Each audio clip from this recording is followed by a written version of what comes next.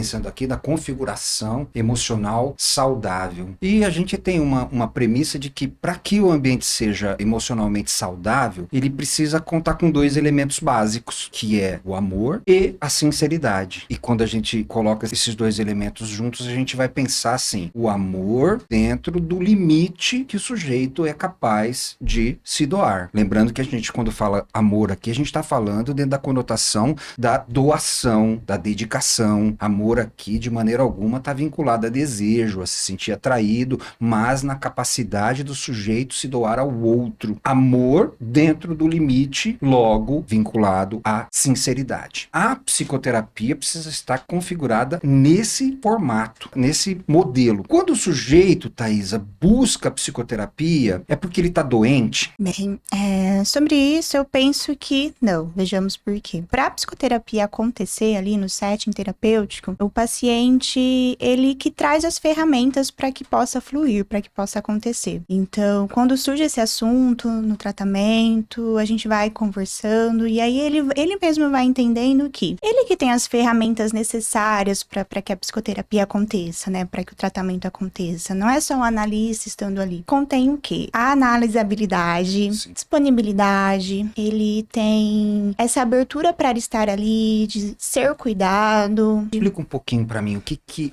você chama de analisabilidade? A analisabilidade, né? É uma palavrinha difícil, às vezes, de sair. A palavra é difícil e também é difícil do sujeito poder manifestar E é muito isso. difícil mesmo de manifestar isso. Não é uma coisa que é para todos. Sim. Você falar sobre si, escutar o que você tá falando sobre si mesmo, na maioria das vezes desconfortável. A psicoterapia, ela é desconfortável. Você estar integrado é desconfortável. E você estar desintegrado, na maioria das vezes, é confortável. Prazeroso. É né? prazeroso. Então, é muito difícil pro paciente. E isso ele mesmo reconhece no setting, que dentro daquela configuração familiar dele, ele é a pessoa mais saudável. E não culpabilizando esses pais por isso. Mas que hoje ele pode oferecer isso pra ele mesmo. A psicanálise tá aí para todo mundo, mas nem todo mundo tá aí para psicanálise. Ô Amanda, a noção do tempo me parece que é uma questão extremamente desconfortável. Quando a gente precisa se adequar à noção de tempo, por exemplo, estamos aqui e temos um tempo de estúdio. Nos traz um desconforto que não tenhamos aí o tempo que a gente quiser. E como é que a gente pode fazer uma correlação com o tempo e a realidade última, a realidade que existe independente do nosso desejo? Uma reflexão que veio há um tempo pra mim, quando eu tava tentando justamente ter alguma percepção sobre o que é isso, o que a gente tem como real e o que pode ser considerado como imaginário. Realmente fruto da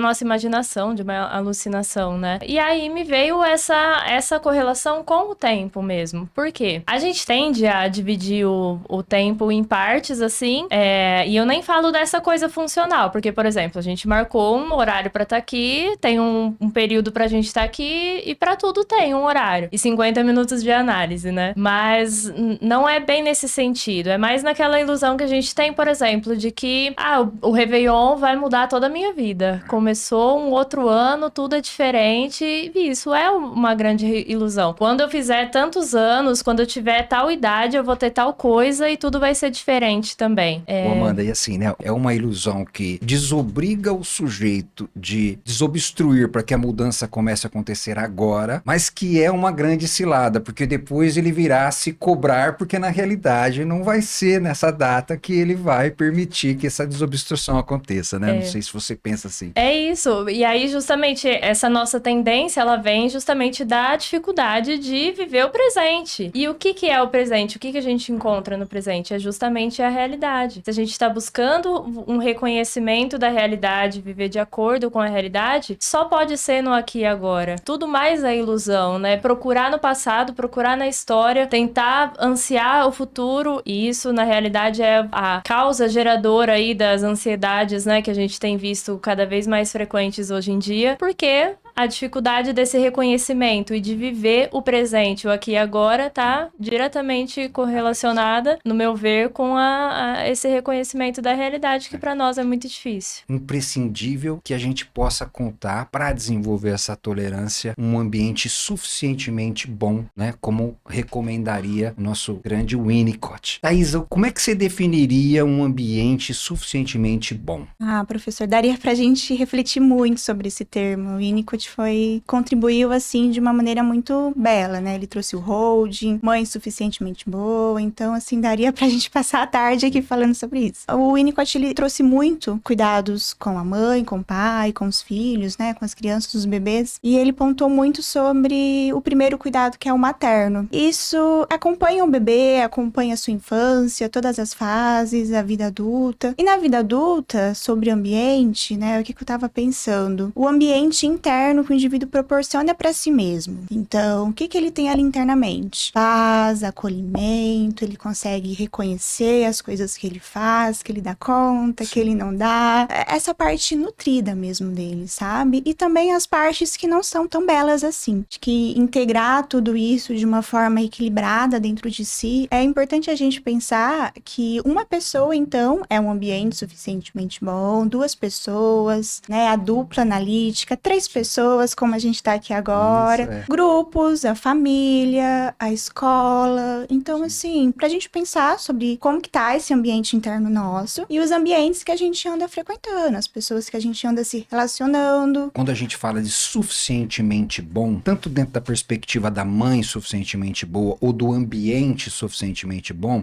a gente tá falando de uma proporção saudável. A gente não tá falando nem de alguma coisa maravilhosa, prazerosa, de êxtase, mas também não tá falando de algo doloroso, de algo penoso, de algo desconfortável, mas de alguma coisa que possa estar ali dentro dessas 2 proporções saudável. Saudável e não perfeita, né, Não professor? perfeita, Que perfeição não existe. Isso. O Amanda, me fala um pouco mais dos desdobramentos dessa questão do tempo em relação à realidade última. Se a gente pensa, né, sobre a realidade, estando aqui no presente, né, no aqui e agora. Sim. E além dessas reflexões, né, da nossa dificuldade de viver realmente de acordo com o tempo presente, e na realidade nós já temos outras dificuldades, né, assim, que estão realmente para além do nosso controle, que é o nosso emocional. A nossa percepção da passagem do tempo, por exemplo, muda muito, porque se tá tudo muito gostoso, uma criança ali no parque de diversões, 3 horas parece que foram em 5 minutos. Agora, se, nossa, eu tô no trabalho ou tô angustiada, tô triste Custa com alguma passar. coisa, pois é, 5 minutos são 3 horas, né? Então, a nossa percepção de tempo já atrapalha um pouco isso, né? Interessante porque aí a gente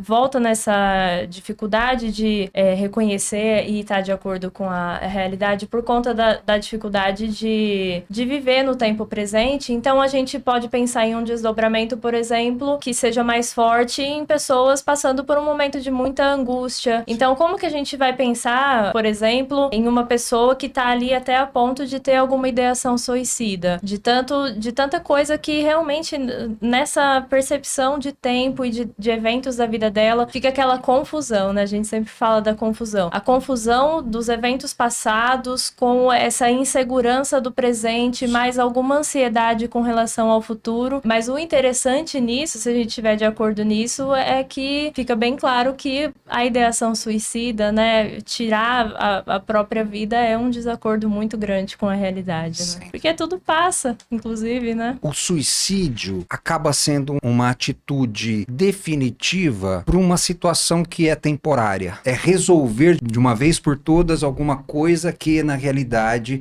tanto a situação ruim quanto a situação boa vai passar. Porque aí até eu vou aproveitar esse conteúdo que a Thaisa trouxe, que é muito nutridor, muito importante. Como que fica aí, né? O que tá tendo? Qual que tá sendo o ambiente interno daquela pessoa, né? Tá havendo ali algum acolhimento dela com ela mesma? E isso é uma dificuldade que a gente vê muito na clínica, assim, é muito frequente, né? Você tá dizendo pra mim que você não tem com quem contar, mas tem o nosso vínculo aqui. E você com você mesma? Será que você pode contar com você mesmo? Se você não puder ser uma boa companhia para você mesmo, dificilmente você vai ser uma boa companhia para qualquer outra pessoa. E para que você possa desenvolver a capacidade possibilidade de ser uma boa companhia para você, você precisa ter tido uma boa companhia do outro. Não dá para aprender a ser uma boa companhia para si mesmo se você não teve um modelo que viesse do outro. E aí a gente tá falando aqui, né, Thaisa, de tempo, a gente tá falando aqui de passagem, e eu costumo dizer que a sessão psicanalítica, ela é um ambiente de passagem, ela é uma cesura, transição. O que você poderia me dizer, assim, o que é para você a sessão de psicanálise? Nossa, é tanta coisa, né, professor?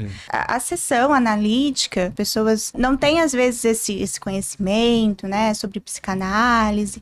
Na realidade, ela não é sobre grandes interpretações, sobre palavras difíceis, né? A gente tem alguns termos que a gente usa para expandir mesmo, para pensar sobre. É mais sobre estar junto com o paciente do que grandes interpretações mesmo. É menos sobre saber sobre, mas é mais sobre estar sendo em relação ao outro, né, Thaisa? Estar junto ao outro, né? Que é algo até a gente pode colocar como difícil nos dias atuais, né? Muito Quem tá ali difícil. junto de coração, viver a psicanálise seria isso. Estar juntos de coração. Dentro da psicanálise do acolhimento, a gente tem uma mudança catastrófica dessa ideia de concordar. Concordar pra gente não é quem tá certo ou quem tá errado, se você está certo e eu concordo com você, mas é estar junto de coração. Concordes, conjunto e cordes de coração. E esta é uma questão extremamente difícil.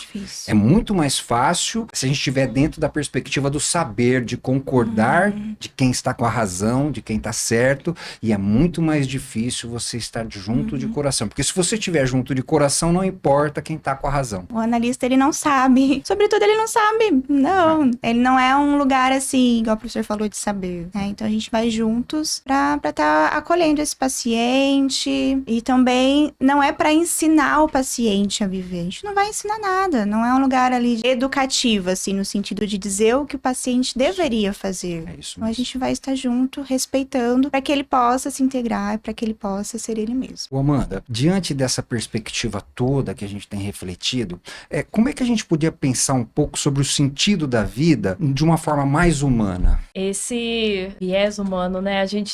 O Schopenhauer, ele tem aquela máxima, né? Que a vida oscila como um pêndulo entre a dor, né? Entre o sofrimento e o tédio, né? Sim. E aí eu vou até para além, né? Porque essa dor, eu penso que tá incumbida nela sempre o desejo, né? A maior parte da dor humana vem de um desejo sobre a vida, sobre a realidade, sobre uma tentativa de controle, né? E aí esse questionamento, né? Um dos maiores questionamentos filosóficos que existem é esse, né? Qual que é o sentido da vida? Só que nós, como humanos, né? No meio de toda essa confusão, a gente esbarra em uma dificuldade muito grande, que é essa tentativa de atribuir um sentido para a vida, porque a gente não se conforma com essa realidade, né? Que a vida, poxa, a vida, ela não é muita coisa, assim. É a gente que deseja demais sobre ela, né? Então... Eu costumo dizer assim, ó, não é o outro que te decepciona muito, é você que cria uma grande expectativa em relação ao outro, não é isso? Pois é. E sobre a vida, e sobre o mundo, Sim, e sobre sim. tudo, né? Sobre o que vai conquistar, sobre o poder que eu vou exercer sobre qualquer coisa, né? E aí a gente foi criando, penso assim, né? A gente foi criando uma emboscada até pra nós mesmos, né?